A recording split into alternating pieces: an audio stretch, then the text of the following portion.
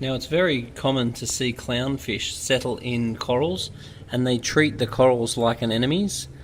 but often the clownfish end up loving the corals to death,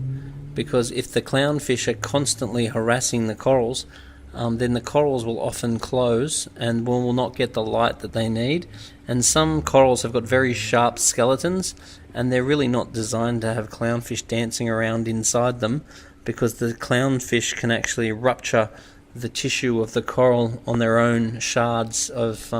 calcium that are on the internal structure of the corals. Now, there's not really that much you can do about it, so you can either just not replace that coral again, and just get different species of coral and hope the clownfish doesn't do the same thing to the new coral, because usually you'll find a pair of clownfish will take up residence in something like a goniopora like this one, or other species of coral, and the clownfish will sometimes literally love the coral to death.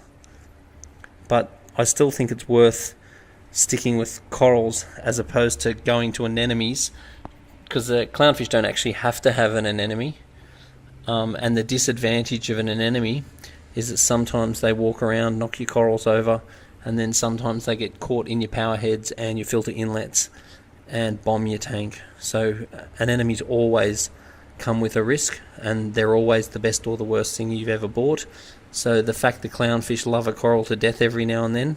I think is almost a small price to pay. Anyway, put your comments down the bottom.